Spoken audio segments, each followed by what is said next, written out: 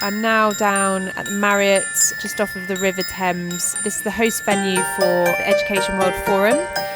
So lots of ministers from all around the world here today speaking about education and as part of that education innovation. And I'm delighted to be here with Ron Reed from South by Southwest Edu. So Ron, hello. Hello, Sophie. It's so nice to be here. I'm not in London often, but when I am, and here we are in the shadow of Big Ben, as you say, down near the river at the EWF conference. It's lovely to be here. So what did you see today, and who did you connect with, and what was the kind of main ethos of today all about? Yeah, I'm really fond of the Education World Forum, and I consider the organizers, Dominic and Gavin, to be good colleagues, and I admire the work that they do. They're bringing together probably more than 100 ministers of ed from all over the world to talk about innovations, and I always find the conversations fascinating. They began the conference with an Education Fast Forward program this morning that had Andreas from the OECD speaking, along with Karen Cater from Digital Promise, several prominent voices from around the world. It was really, really fascinating. And for my part, I'm always interested to see, in many ways, how common the challenges are internationally. We all have students that we, struggle to support, and teachers that we want to grow their proficiencies, and assessments to measure proficiencies, and alignment with workforce to fuel employability. And so I think I'm always taken with how common these challenges are more than how different they are, but it's always fascinating to learn more. And for you in particular, so you have South by Southwest Edu coming up in March. I do. And indeed. You're very self-deprecating about your team, looking after all that, but I'm sure underneath it all there's probably a lot going on between now and March. But I wondered for the listeners if you could highlight some of the exciting things coming up, and our second audience is in the US, so what things they can expect, and for the international people coming along. I appreciate it. And yeah, we're super excited. This will be our 7th year to host South by Southwest EDU.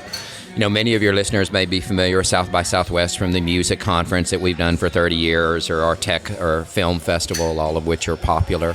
The education one, frankly, is the fastest growing vertical of all of the South by Southwest. And I'm really proud the way the community has sort of embraced it.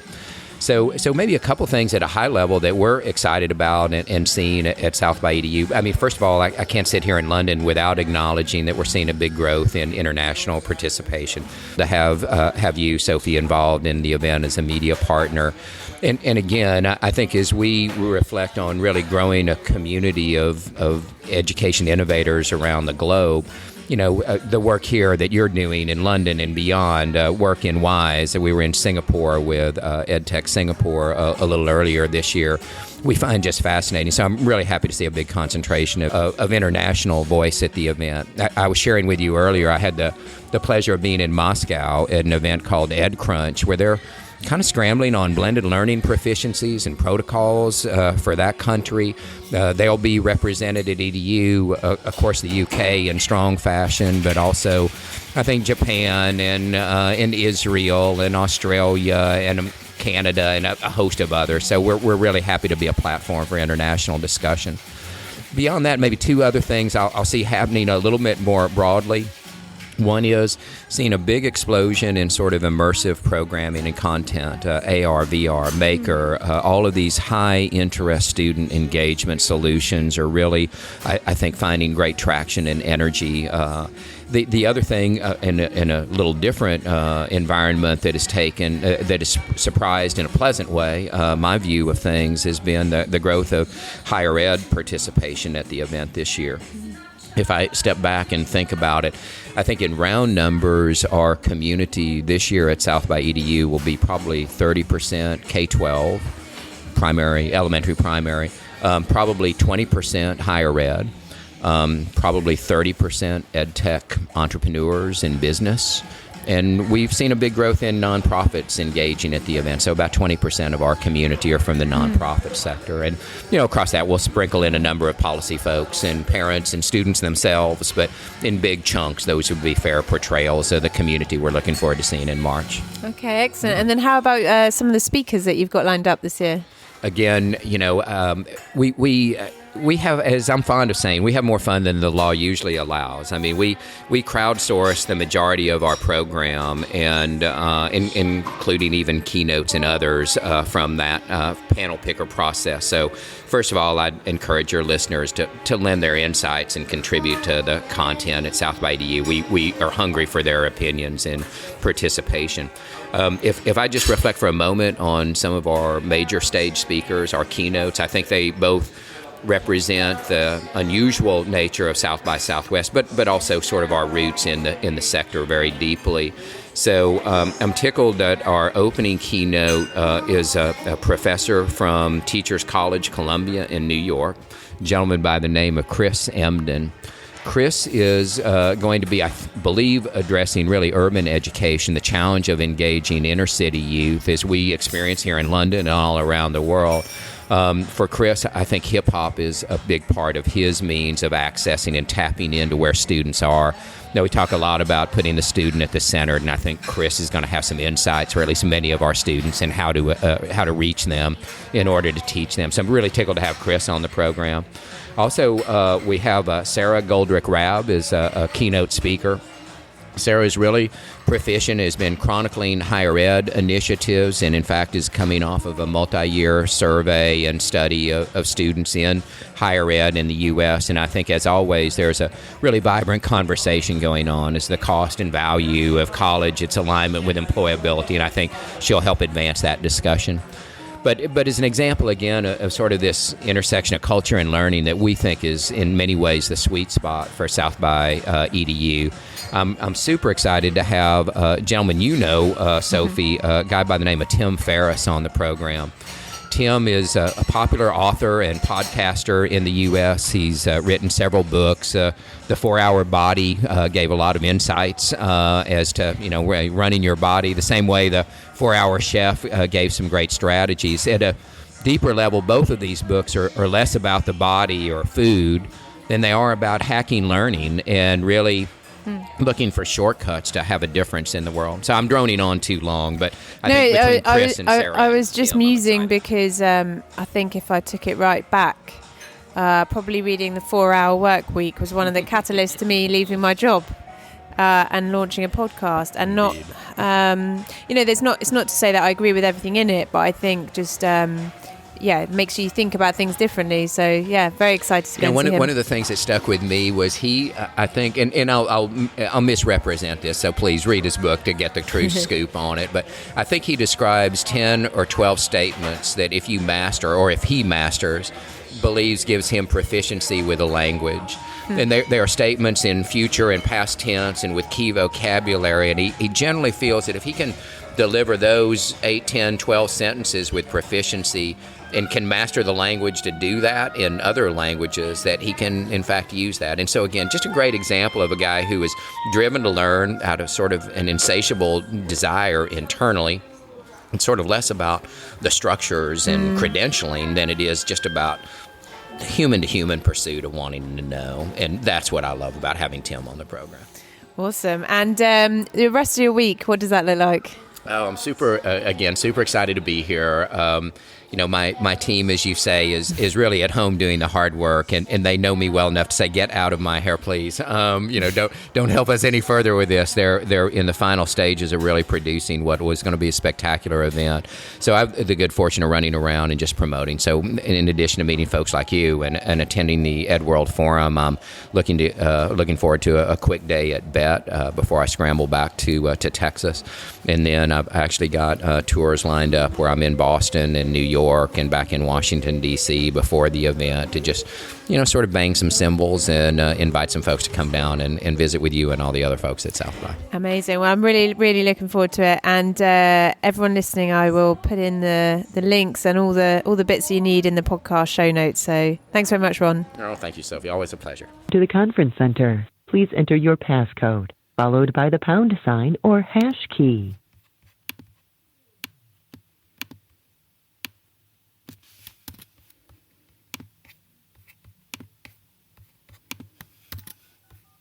Hello. Oh, hello. Is that Ron? It is. Is that Sophie? It is. Yeah. How are you doing? I'm doing pretty good, Sophie. How are you this morning? Or this evening, I guess, in your world? Yeah, it's 4:15 here. Yeah, I'm good, thank you. Since we were last together, it has been kind of fun, if crazy. I actually have been up to Boston, where I was at a little EdTech event and doing some promotional stuff for EDU. First of all, thank you for coming on. And I know we had a little catch up in London, but I suppose there's an opportunity to delve in a little bit more into your own background in education and, well, I think specifically on the sort of content/publishing side of things. So maybe we could start with, first off, your own background in education and edtech, and just for those listening who aren't aware about your sort of previous history before South by Southwest Edu, and just a little bit of an overview of what you were doing prior to this role. Yeah, by all means, I'm happy to, and as we've shared and visited about briefly, Sophie. Long story short, my best friend in high school is the guy that started South by Southwest, and so he and I have been talking about South by EDU for a long time, like 25 years or more. But my personal background is, while Roland was busy building South by Southwest music, and that evolved to include film, South by Film, and South by Southwest Interactive. My whole career was spent in sales and marketing, curriculum development, education technology. So briefly, I was a liberal arts major coming out of the University of Texas in Austin. I wasn't quite ready to leave the college campus and enter the harsh world, and so I discovered that they had these textbook sales jobs where people were called on college campuses and so forth, and that sounded sort of appealing to me as an English major. I actually wound up getting involved in elementary and high school sales in Texas. My very first job out of college was with a textbook publisher. Texas has a large adoption process where they certify and approve textbooks for use throughout the 5 million students in the state. So it was a fairly significant business and very competitive. But my first introduction to education, sales and marketing was with textbooks in the elementary and secondary area. So I spent a few years doing that, became a regional manager and worked in a number of U.S. markets. I then wound up throwing in with, I think I was employee number 4 with an education technology startup that we wound up calling ourselves Optical Data. And Optical Data essentially published laser video discs, huge archived collections of images and graphics and motion video clips to support instruction. And early on, we were looking at developing a program that would complement elementary science textbooks that were in use, so that we could, help students see and understand science before they read about it. Functionally, was our keen approach to it. But as we began working on it, we realized that if in fact we were to create narratives to support those visuals, and if we were to provide activities for students and assessments and supports for teachers, we could actually have an alternative to a traditional printed textbook. And so we began developing what we titled Windows on Science, an elementary science curriculum, and its differentiation and distinction was it was not a textbook program, but really a technology-based program. Again, teachers would use images to sort of introduce and establish prior knowledge with learners, and then, there were a variety of activities and reading assignments and other things that sort of aligned to that. But it was very well received, although at that time the laws defined textbooks in ways that restricted the market to ink on paper and literally hardbound textbooks as a solution.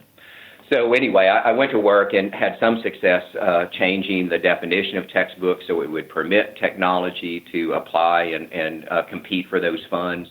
And a long story short, after several years of development and pre-work in the Texas market, we wound up having a really big win and took, I think, a 30% market share in an elementary science adoption. We doubled the revenues of Optical Data. I think we went from 15 million to 30 million, and U.S. We wound up growing the company to a couple hundred employees, And then, as I tell the story, we had a party that lasted a decade. We cratered the company and sold it to McGraw-Hill. The reality is really the technology platforms were moving quickly. CD-ROMs emerged, the internet exploded, and so, functionally, laser video disc was leapfrogged from a technology standpoint very quickly. But if I look back on it, I remain, proud of the work of sort of helping open up textbook funds to technology-based solutions. So again, I spent probably too long of my career, maybe a little over a decade, doing that.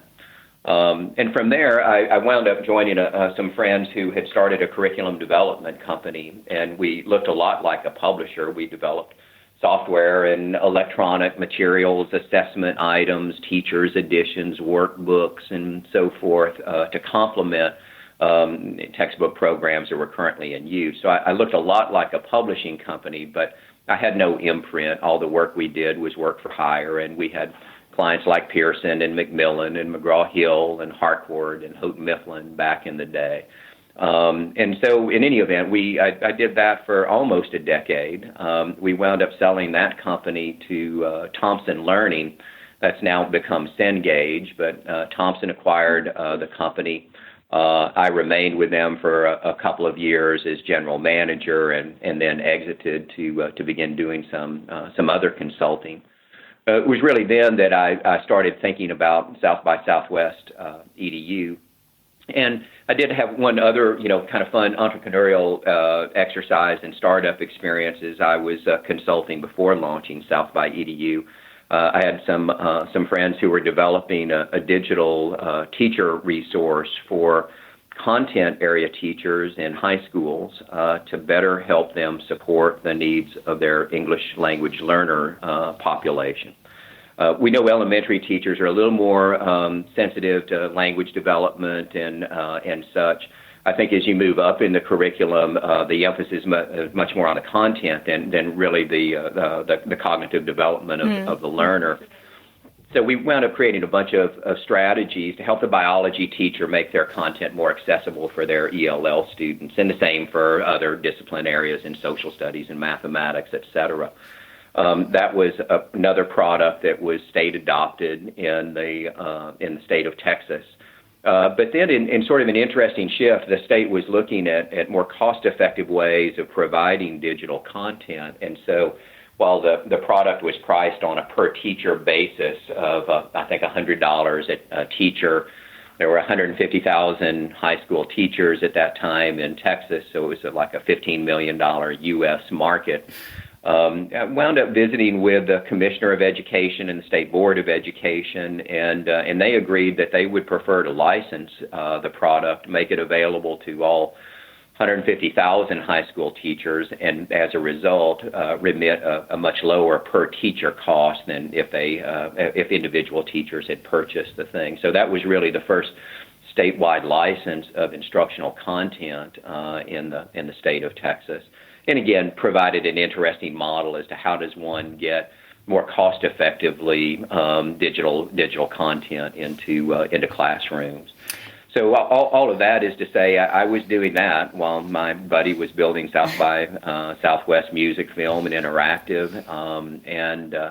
So in, I guess it was 2008, 2009, there was a big recession in the U.S. and funds were cut dramatically for education. And at that point, it was sort of clear that, if teachers couldn't continue to do what they'd been doing, if schools needed to find different ways of providing services because of an erosion of their resources financially, then it felt like it was a good time to consider launching South by Southwest EDU because, again, we felt like the disruption would result in a richer conversation about the future of teaching and learning. So you're very kind to let me ramble on. So I hope I haven't gone on at too much length. But again, proud of the background and felt like it put me in a really nice position to appreciate some of the opportunities and challenges as we were on South by. Well, it's really interesting, and especially at the moment for a couple of reasons. Because one is I'm reading Drive by Daniel Pink, and in there he refers to the competition between Encarta and Wikipedia, and the unlikely winner at that time. So, you've got all of the resource and the money and the sort of market leader in Encarta, and then obviously this new sort of crowdsource model coming through, and wondering what your thoughts on that were at the time, because I suppose that was around the late 80s when that happened. And then the other thing is that the last episode of the EdTech podcast that went out was at an event called EdTech for Publishers. And so there, you've got lots of those publishers that you mentioned. So the Pearsons, the McGraw-Hills, the Oxford University Press, and then, the AI companies, the VR companies, the audio book publishers. And I thought it'd be interesting to get your perspective on, I suppose, to what extent content and publishing is always balancing, ticking off what's in the curriculum, and then also thinking about sort of supplementary resources. So you mentioned on your laser video discs, you would have, whether that was film or images and sort of searchable supporting resources. So it's just, to what extent you think things have moved on, or the same questions are still being asked, and just getting that review of over the last 10 years or more. Yeah, I think a fair point, and I hadn't really thought about the Encarta Wikipedia sort of exercise and experience until you remind me of it, Sophie, and I think it's kind of a poignant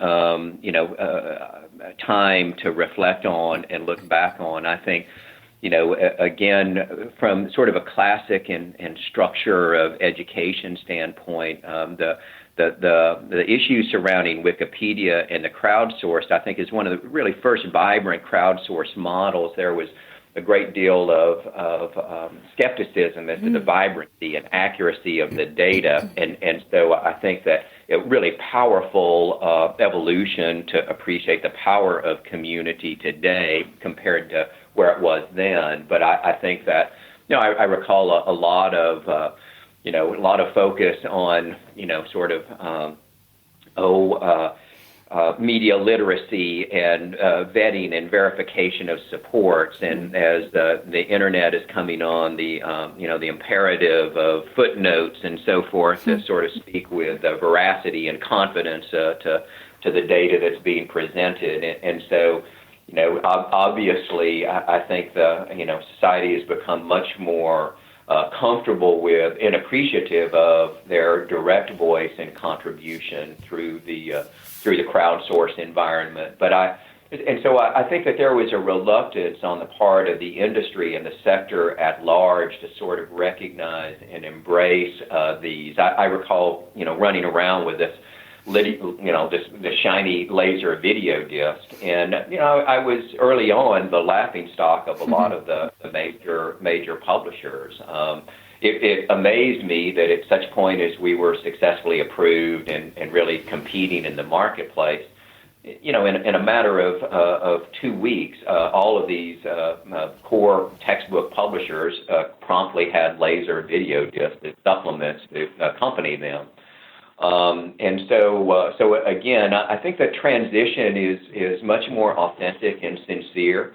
I think the digital transformation that we see the marketplace going through with access to to open source content, to the power of the internet, to crowdsourced and kind of locally developed programming and content. Is a challenging opportunity for the way business had forever been done up to that point, in terms of a small number of prominent providers who really own the market. So I think the market, little players like optical data helped sort of expand the recognition that there were resources that were compelling beyond the usual suspects in terms of providers. And I think like good businesses, if I reflect on, the majority of the larger companies, they've become, much more aggressive in terms of really driving digital transformation. Mm. I think appropriately they're doing so in response to the marketplace. Again, optical data, we were pretty far ahead of our time. We were lucky that we experienced a little bit of success, if fleetingly. But it's a dangerous place to be. And, we were a scrappy little startup with initially, a handful of employees. It's a different enterprise when you're looking at a Pearson or a McGraw-Hill, who are multi-billion-dollar, U.S. multinational, conglomerates with, deep entrenched relationships and opportunities for impact. But I look across that landscape of large publishers and believe those that are most, vibrant today have been those who are most successful at really embracing that transformation that the market is, I think, inviting as we look at personalized and blended learning and, really how to facilitate learning anytime, anywhere, which has been long-standing reference, but I think has been a bit more challenging to realize. And you mentioned as well the changes you made to the funding mechanism for textbooks and sort of broadening the definition of resources and learning to opening that up to new resources that you were developing. I mean, in terms of today, is that pretty much concrete in terms of that funding being available for a wide availability of resources from everything from printed textbooks to more digital resources? I mean, is there any fear that would be reversed, or does that look pretty solid to you? Yeah, I think, certainly every, in the U.S. at least, even if you permit me to kind of frame my response to that, where I have, some grander intimacy than more broadly. Certainly there are differences from state to state, and that's one of the challenges for EdTech companies really looking at the marketplace. The funding is, in some instances, there are federal supports for certain initiatives that are relevant for product implementation and for professional development support. But yet every state has generally kind of unique processes for their instructional materials, budgets, and distributions. A short story from an old guy, Sophie. Back in the day, in the state of Texas, they would select a single program for each curriculum. So if you were the successful publisher whose reading program was adopted in Texas, you did not go door to door to compete with other reading programs for that school district's business. Everybody in the state got that program, And now that would have been back in, oh my goodness, the early in the 1940s, 1950s. That pretty quickly changed, where they said, okay, well, we should provide more local flexibility. Not every school necessarily is driven with the same requirements or needs. So they then came up with, in Texas, a list of 5 companies that would be approved. Then at that point, they would go out and go door to door and compete those 5 programs for that. And today, it is evolved to a much more open environment where the state continues to review and certify programs that are accessible to districts to implement, and they've been approved by the policymakers, et cetera. But districts are less required to implement them. Increasingly, school districts receive an allotment of funding for instructional materials. They have the recommendations of the education agency as to the vetted and approved programs, but ultimately the schools have much more flexibility whether they embrace those programs, other programs, or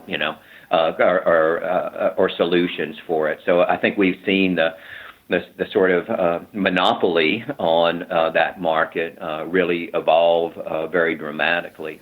I should say, though, one of the differences is, and I think politically one of the realities is, it's how do I say? I think there is an economy and cost savings available when a state such as Texas says, okay, we're not going to buy 5 million readers at an average cost of $100 a reader this year. We're going to give those funds directly to schools so they can buy whichever reading program they believe best meets their need.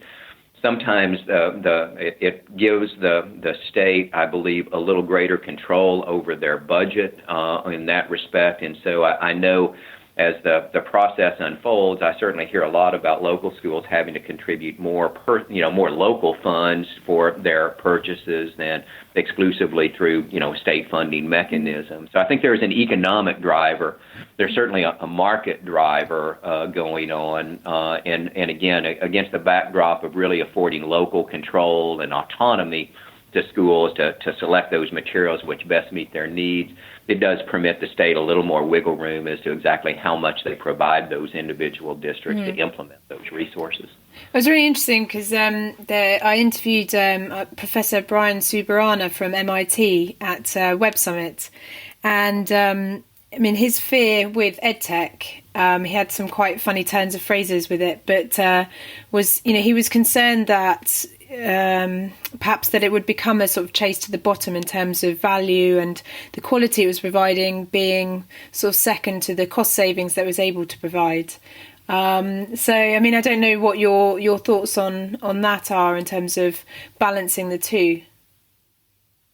Yeah, I think that, my personal experience has been, as I look at solutions that are in the marketplace, and I think this is fortunately changing a lot. And again, Sophie, we visited in the past about the expanded role and growth of the edupreneur and practitioners really involved in this conversation. I think early on in the EdTech craze, there was a belief and a recognition that the technology offered proficiencies and efficiencies that could improve and disrupt and reform and refine the processes of teaching and learning. And I think there was a grand faith and attention and focus on the tech as the solution. I think as more ed tech companies enter the market, they're increasingly aware that the market itself, the landscape in ed tech is quite unique. You're selling to customers who are not the ultimate consumers. If we think about building curriculum for learners that are marketed to administrators or to teachers, I think that, again, there is a nuance to the realities of the classroom and to sort of school governance that are often, more prominent and more relevant than the particular technology. I think the thing I always come back to is that, we sometimes build an aircraft carrier when we need a John boat. I mean, the classroom teacher has, precious few minutes in the day to accomplish all that he or she do.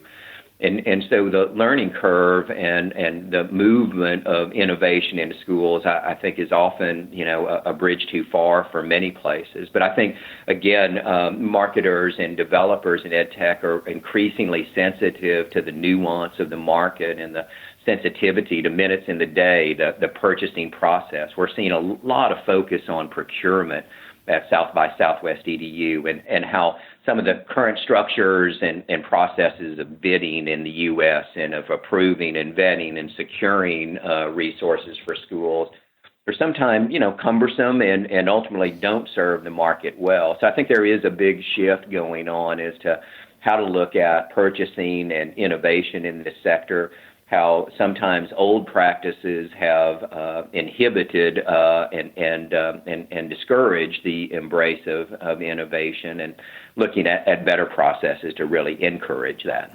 Well, for anyone listening who's attending South by Southwest Edu, or even thinking of, either domestically or internationally launching an EdTech product in the US, with your sort of previous record, so obviously with one of those startups that was gaining 30% market share and going and negotiating with the policymakers and so on, if you had a message to some of the startups or some of those businesses who are negotiating a new education landscape, and one that, is obviously seeing a new education secretary come in, what are the things that you would advise them to look out for, or, which decision makers should they be thinking about? And are there any things coming up that you think they should be aware of as well? Oh, goodness. Yeah, a few things. I think, as earlier alluded, and again, I think this is more second nature than perhaps it once was. But, I recall from my startup days some good counsel that I received at one point that instead of talking 80% of the time, I should be listening 80% of the time. And so I think that, again, there is a powerful seduction to innovation in the startup and the founder CEO conversation and the initial pilots and the energy and the enthusiasm and the excitement of that, which is really palpable and lovely and inspiring. I think that there is, again, a real sensitivity to understanding the market, seeing what problems this solves. Another observation I have is that so often when something goes in the front door of a school building, something's going to get pushed out the back door. There's again just an overconsumption of minutes in the day for this. But I do think on the good news side that if as an entrepreneur I were to reflect on it, I think some of the changes in the administration in the U.S. and I think it's a general perception. We'll see to what degree it's really merited and borne out. But that it's likely that states and local authorities will have grander, say. I think the general sense is there will be less dictates from the federal government and greater local control and flexibility. And I think that is a bit of a shift from a very supportive funding supportive Department of Ed who use funds to really drive change, and I'm sure that will continue to a great degree. But we're certainly hearing a lot about the revived and sort of revived presence of local decision making of state authority as it aligns with education initiatives and practices. And at the end of the day, I think the education sector is really one that is all about relationships. And it's one of the things that we love about our work here at South by Southwest EDU is, we're familiar with a number of business convenings and pitch programs and opportunities for entrepreneurs to receive some recognition. What's really critical from our worldview is that we put them in the context of, thousands of practitioners and classroom teachers and administrators. We think that dialogue is really critical and powerful and is one that we really enjoy championing. I should share with you as well, Sophie, I'm really tickled. We've got, a really nice international array of EdTech startups coming to South by EDU this year from, certainly the UK and from Europe, but I know increasingly from Asia, Japan, we've got a contingent from Russia joining us. We're seeing new interest and participation out of Mexico. Canada has long been prominent at South by EDU. So we love attracting international EdTech entrepreneurs. And, for my work and travel around the world the last couple of years, I've been taken with, in many ways, the sort of similarity of challenge, be it, in Asia or in Europe or in the U.S. I mean, there are fundamental questions about sort of skills and skills development, assessment to determine mastery, employability of students, and student engagement that is going on. And so I'm always taken with there are many more things in common than there are different in these conversations we have around the country. Briefly, I'll share. I was at a very cool event in Moscow called EdCrunch. They were all over blended learning and teacher proficiency and, connectivity and, I think conversations that we are all sharing in. And I don't know what I expected, but I found that somewhat surprising and intriguing and interesting to me. And, I mean, from also when you were involved in this years ago, when you were sort of developing up or even in the first bit in terms of publishing sales and then developing up your own startups and exiting from those, are there any books, resources or people that really sort of shaped you that you go back to always quote from or think about in terms of framing, some of those experiences that you've had that you think would be, you'd like to share with people listening in as well? Oh, you're very kind. perhaps more than resources, it was at least something that's always been a sense to me is that, for a very busy, education sector who are chartered with, the learners who are in front of them today, that, innovation, and I think we've seen this over the last, decades. It's a slow process. It's an incremental process. It is, not a sector that takes risk lightly, particularly when they factor in the equation of the learners that are affected today and in the process. So my personal approach has served me well. I don't know that it is a recipe for the moving forward. But I think change that is within an arm's reach. I think that in order to make change effectively, you have to ensure success, and that I think requires sort of an incremental, evolutionary rather than revolutionary approach to it. Having said that, I say again, I don't know that that's the guidance that will serve us well. If we were to visit again in a decade and look back, I may be very foolish with that perspective and observation. It served me well through my career. But I do agree things are moving very rapidly. And, as a quick aside, Sophie, we're finding a lot of very interesting conversations evolving about teaching and learning that are not defined really by the structures of the institution. And, and it's one of the reasons as we chatted, I'm so excited to have Tim Ferriss on the program. I think he's an unusual speaker for an education event, but I felt like he was a perfect voice for what we are seeing from the community as we crowdsource our program, and that is, great interest in this, kind of learning as a lifestyle. And when I think of Tim, I think of somebody who's hacking learning out of his own, drive and personal interest and inspiration, rather than for a credential or for a degree plan or something along those lines. And I see it in the conversation about redesigning learning to be more learner-centric. I see it in conversations about sort of wraparound supports for enabling students to be able to learn when they come to school. I see it in the context of equity conversations, be it girls in STEM or underserved students or employability opportunities from a talented, outbound class.